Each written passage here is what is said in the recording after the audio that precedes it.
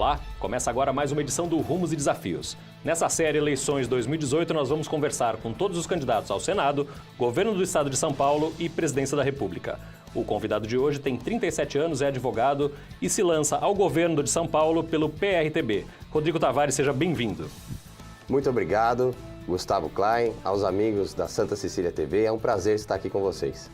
Você participou durante vários anos da gestão na tua cidade, Guarulhos, passou por várias secretarias, Secretaria de Governo, de Cultura, de Saúde, o que te dá uma boa visão de gestão pública, né? Sim. Mas é a primeira vez que você se lança num cargo efetivo. Por que a opção agora e logo de cara pelo governo do Estado?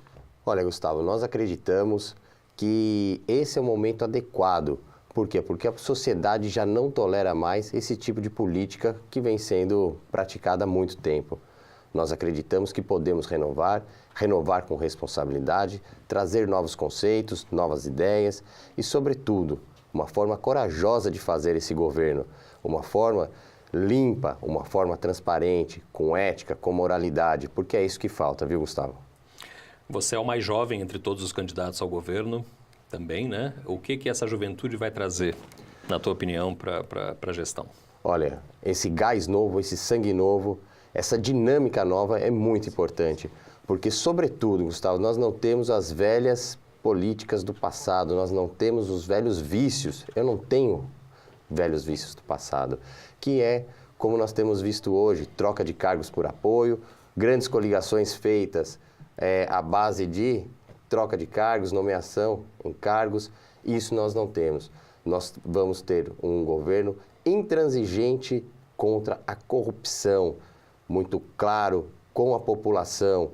Essa é uma nova forma de fazer e eu acredito que essa minha juventude possa contribuir e vai contribuir com o avanço do Estado de São Paulo, na medida em que é um governo e que será um governo linkado diretamente com a população. A participação popular será efetiva no meu governo, viu, Gustavo? Você está no PRTB há 3 anos, né? Já participava de vida política antes? Eu queria que você contasse um pouco da tua trajetória. Olha, no colégio, estudei a vida toda em colégio estadual e lá sim participei de algumas questões com o Grêmio Estudantil, que é muito importante. Depois disso, eu sou advogado, especialista em direito público, em direito eleitoral, em direito administrativo. E essa questão do direito eleitoral me fez aproximar da questão político-partidária, porque comecei a advogar para alguns partidos, dentre quais o PRTB. No PRTB encontrei meu lugar, encontrei a minha casa, porque houve sim uma conjunção de valores, de princípios, de ideias, e é por isso que eu estou no PRTB. Agora, também participei em 2016 do processo eleitoral municipal. E lá eu tive a grata felicidade, juntamente com um grupo, de elegermos 2 representantes no município de Guarulhos, que é o segundo maior município do estado de São Paulo. Então, já tenho essa trajetória política também. Claro, além de ser servidor e estar 10 anos na máquina pública, o que me traz um ponto de vista que eu acredito interessante, que vai contribuir muito com a população do estado de São Paulo, que é o ponto de vista do servidor público, o ponto de vista do político, porque já fiz parte... Servidor de carreira, você. Sou servidor de carreira, e sobretudo das questões técnicas, como eu te falei, que essa é a minha formação especializada em direito público mesmo. Você é o presidente do Diretório Municipal do PRTB também? Sou presidente do Diretório Municipal do PRTB em Guarulhos e coordenador na região do Alto Tietê. Perfeito. Você, o PRTB é o partido que teria como candidato Levi Fidelix. De última hora, houve a desistência do candidato e resolveu apoiar a candidatura do Jair Bolsonaro. Há afinidade de princípios entre você e o Bolsonaro? Totalmente. O presidente Fidelix, numa atitude que eu considero desprovida de todo interesse, o mau interesse na coisa pública, desprovido de todo tipo de vaidade, abriu mão da sua candidatura à presidência da República por entender que o projeto é muito maior, um projeto com o Jair Bolsonaro, que já vinha despontando nas pesquisas e que, sobretudo, há uma grande identidade, porque tanto Jair Bolsonaro, como o Rodrigo, como o presidente Fidelix também, são pessoas que têm na sua formação uma formação mais conservadora, uma formação mais à direita. Então, há nessa coligação chamada São Paulo acima de tudo, Deus acima de todos, aqui no estado de São Paulo, e em nível Brasil, Brasil acima de tudo, Deus acima de todos, uma identidade ideológica muito grande, do ponto de vista conservador, do ponto de vista que somos mais à direita, do ponto de vista, sobretudo, que lutamos pela moral, pela ética e pelo fim da corrupção. Então, há sim essa grande identificação, viu, Gustavo? Quais são os pontos que você considera mais próximos do Bolsonaro? Olha, essa luta intransigente pelo fim da corrupção. Esse ponto me aproxima demais do nosso presidente Bolsonaro. A questão do fortalecimento das forças de segurança pública também me aproxima demais com o candidato, nosso candidato a presidente, Jair Bolsonaro. Um outro ponto fundamental, que é a diminuição da máquina pública. Esse ponto me aproxima também demais do nosso candidato a presidente Jair Bolsonaro, como me aproxima também do general Mourão, que compartilha também partido, compartilha também desse mesmo ponto de vista. Nós temos outras questões também que eu considero muito importantes, que é a questão da tecnologia, e nós temos falado muito sobre isso, que é a utilização da tecnologia para tornar o Estado mais eficiente. Então, muitos pontos nos aproximam, viu, Gustavo? E quais são as perspectivas aí para eleger também, além do governador, presidente da República?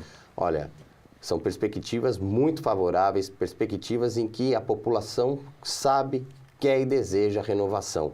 Tanto no plano federal, com o nosso presidente Jair Bolsonaro, quanto no plano estadual, com o Rodrigo Tavares, as pessoas têm enxergado, sim, a renovação. E por que essa renovação?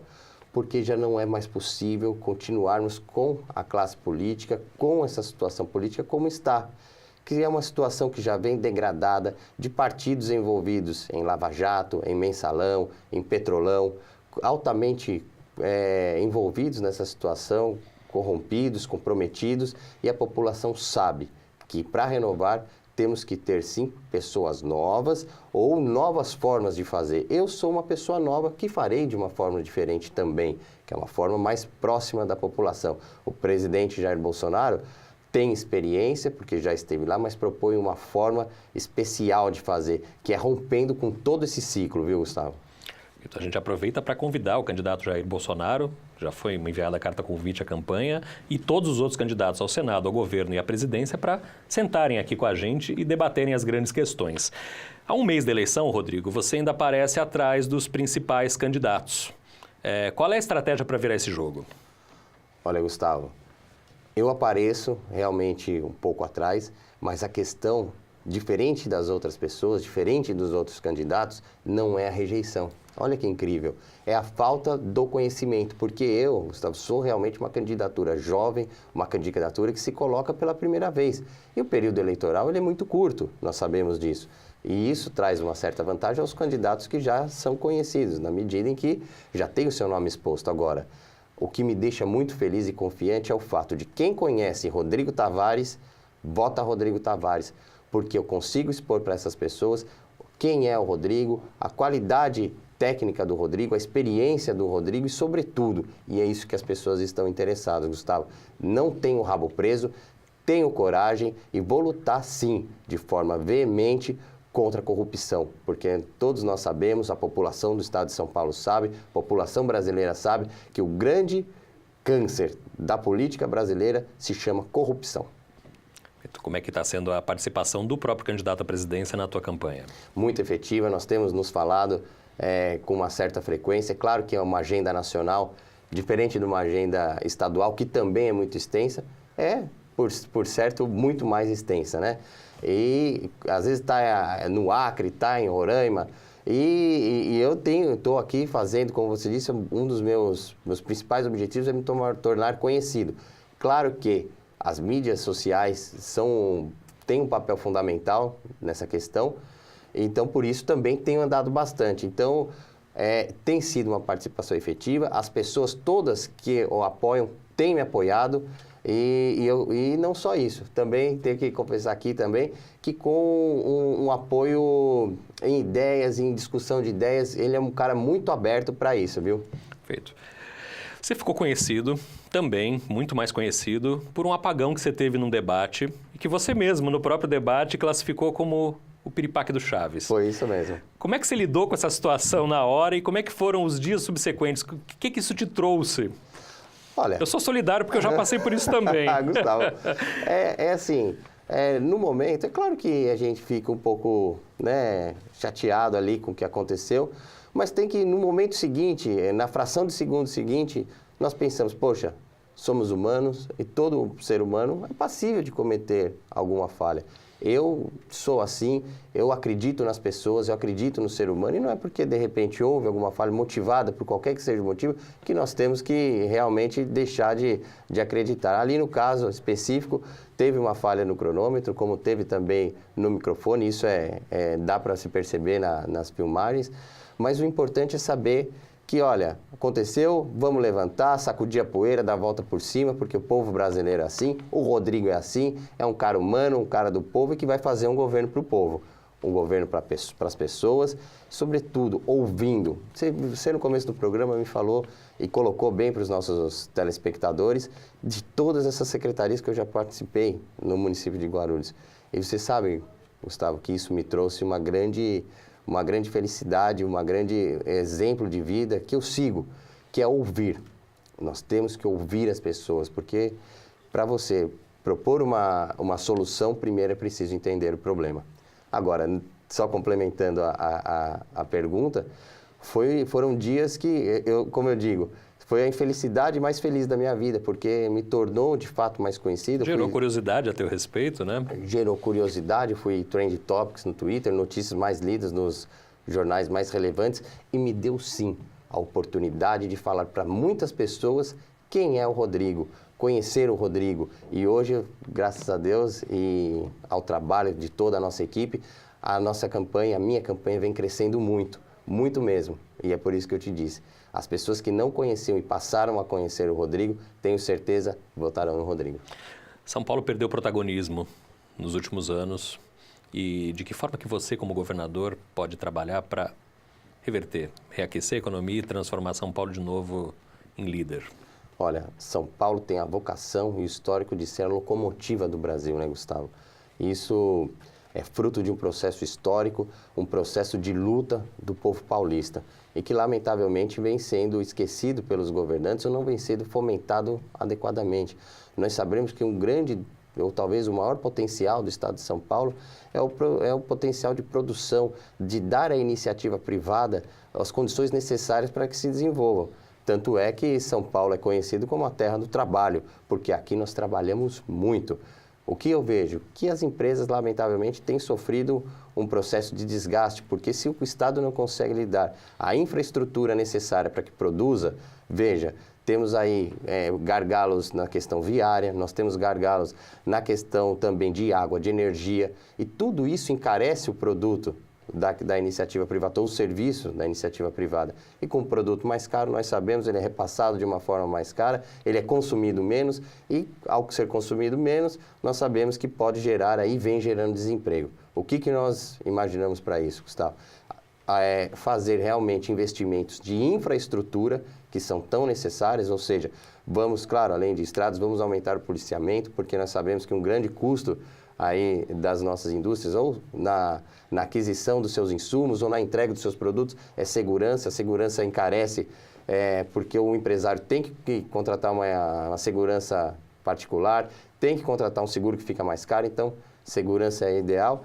E só para concluir aqui a questão, é investimento em infraestrutura e qualificação da mão de obra. Aí eu tenho certeza que São Paulo vai voltar, sim, a crescer, voltar a ser a locomotiva da nação, e São Paulo, sobretudo, tem que se colocar como bloco para discutir questões federais, porque tem muitas questões que são de ordem federal, por exemplo, a questão de repactuação tributária, mas que São Paulo, sim, com seus representantes, tem que se colocar nessa discussão. E comigo, o governador, tenho certeza que se colocará. Esse é Rodrigo Tavares, candidato do PRTB ao governo do estado de São Paulo. O Rumos e Desafios volta já.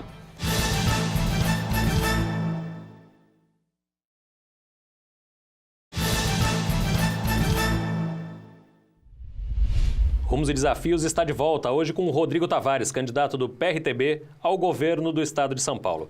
Rodrigo, uma das tuas propostas é o uso da tecnologia, você já falou brevemente sobre isso no primeiro bloco. Eu queria saber de que forma que isso vai se dar E se uma das intenções é também melhorar a interatividade com os paulistas?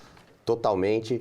Esse é o objetivo. Nós imaginamos que em curto espaço de tempo, a relação entre cidadão e Estado se dará através da tecnologia, através especialmente dos smartphones. É por isso que nós temos um planejamento de fazer uma democratização não apenas dos smartphones, mas também do sinal de internet. E isso é possível. Já estive conversando com algumas empresas do setor que me asseguram que é possível.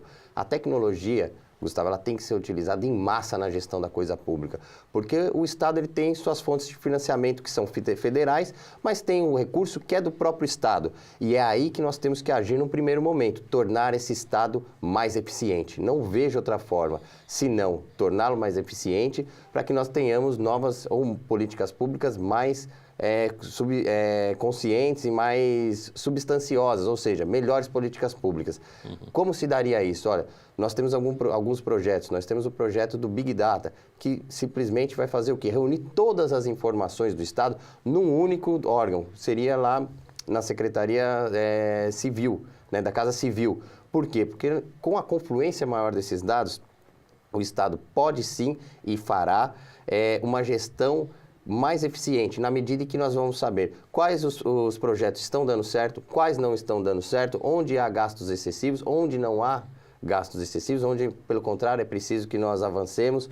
Então, confluir e trabalhar esses dados através de inteligência artificial, através de algoritmos, através do sistema de nuvens, e isso, Gustavo, é essencial, porque pode ser feito para todos os ramos da atividade estatal. Nós temos um projeto que é a usina de startups, que eu considero um dos grandes projetos que nós temos, que é trazer a tecnologia para que realmente resolva problemas pontuais do Estado, como, por exemplo, no transporte, na questão do agro, na questão, enfim, do transporte. São aplicativos do Estado que gerenciarão ou coletarão as informações necessárias para que o Estado atue nessas áreas, porque hoje uma das grandes gargalos do Estado que eu vejo é que não se há informação confiável e ela não é em tempo real. O Estado precisa ter informações confiáveis em tempo real. Perfeito. Você estava falando de agilidade. Uma das outras propostas tuas é a redução pela metade dos cargos comissionados. Justamente isso no ato, porque os cargos comissionados é onde o governador ou o chefe do executivo pode atuar de forma imediata. Então, nós já vamos começar cortando na carne, fazendo a nossa parte e dando exemplo. Governar também é muito dar exemplo, você sabe, Gustavo. Então, o exemplo tem que partir do chefe do executivo. Mais do que isso, aos que ficarem ainda comissionados, nós vamos cortar ali de todos os penduricários, porque achamos que não é necessário. Temos também questões do direito adquirido, agora, que são os funcionários de carreira, os funcionários concursados, que nós vamos respeitar integralmente. Quanto aos servidores públicos, que são os funcionários também concursados, nós temos que dar a eles instrumentos, porque sou servidor e sei que muitas vezes o servidor, ele quer fazer, ele quer desenvolver, mas não tem os instrumentos necessários. Nós vamos fortalecer também esses instrumentos para que o servidor público possa ser mais efetivo, possa potencializar o seu trabalho. E aí é muito importante, porque nós vamos ter também, Gustavo, é uma questão que é ponto de honra do meu governo, que é levar aos professores, aos policiais, enfim, a todos os servidores públicos, uma melhora na condição salarial. Claro que isso também junto com uma melhora da qualidade. Ou seja, o que eu estou propondo aqui? Que vamos aumentar salários, sim, mas também temos que ter uma forma de avaliação. Então, conforme melhor for avaliado, ou conforme for a avaliação desse profissional, maior será também o seu subsídio, que é a tão sonhada e tão almejada e tão necessária meritocracia. Alguns governos têm adotado uma forma de cogestão com a sociedade civil, que é a das fundações ou das organizações sociais. A gente tem exemplos positivos e exemplos negativos disso aí por todo o Brasil. Com certeza. Você pretende adotar essa prática? Como é que você vê essa parceria? Olha, eu vejo essa parceria com atenção, porque nós temos boas entidades, OCIPs, OS, que gerem bem algumas situações do Estado, que são as chamadas descentralização, né? Governo descentralizado, e eu vou fazê-lo. Agora, nós temos que fazer uma auditoria nas que já estão aí, porque tem muitas entidades que são gestoras de recurso público que não conseguem gerir de forma adequada. Muito pelo contrário, gerem até de forma temerosa. Então, nós temos que fazer uma auditoria nessas gestoras de recursos públicos, nessa administração indireta. Como também, Gustavo, você me perguntou e eu agora também aproveito para responder, perguntou a pergunta anterior, da questão da redução dos cargos comissionados, mas não é só isso. Nós temos que reduzir também as empresas públicas, nós temos que reduzir a máquina como um todo. Então, nós temos lá institutos, fundações, empresas de economia mista, e essas sim serão privatizadas as que forem possíveis. As que não serão possíveis serão extintas, e os seus serviços serão incorporados às secretarias. Nós temos que desinchar essa máquina, viu, Gustavo? Perfeito. A gente vai pegar agora a tua opinião sobre alguns temas específicos que vão fazer parte do teu dia a dia no governo do Estado, começando por segurança pública. Segurança pública é tema de primeira ordem. É compromisso meu, compromisso do partido, compromisso da nossa coligação. Nós temos que fortalecer as forças de segurança pública, não apenas a Polícia Civil, a Polícia Militar, os agentes penitenciários, os bombeiros, os agentes da Fundação Casa, a Polícia Técnico-Científica. Por quê? Porque estão desaparelhados. Por quê? Porque estão sem material para trabalhar. Por quê? Porque arriscam sua vida para defender a vida do cidadão. E nós temos um grande problema hoje no estado de São Paulo e no Brasil, que é tolhido da população o direito de ir e vir. E sem o direito de ir e vir, a população não consegue acessar as outras políticas públicas. Teremos escolas de segurança, sim, hospitais com melhores condições, sim, mas temos que garantir, em primeiro lugar, o direito de ir e vir. E isso no meu governo será feito. Nós vamos reequipar a polícia. Eu tenho um projeto chamado CSI Paulista, que eu já tive colocando na grande mídia, que é nada mais do que trazer aquela tecnologia produzida nas universidades públicas para dentro das forças de segurança, por uma melhor investigação, por uma maior assertividade na resolução dos crimes. A tecnologia tem que estar envolvida nesse processo e eu farei. Nós vamos dar ao policial melhores armamentos, mas não só isso, nós vamos devolver aos policiais o melhor armamento de todos. Sabe qual é, Gustavo?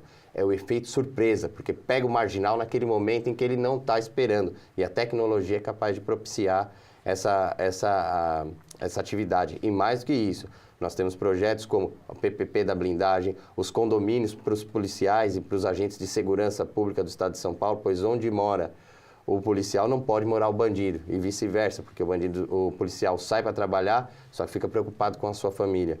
Então, o fortalecimento também das polícias comunitárias, o fortalecimento entre a interação das forças de segurança pública do Estado com as GCMs, dos municípios. Então, todos esses são nossos projetos para a questão da segurança pública.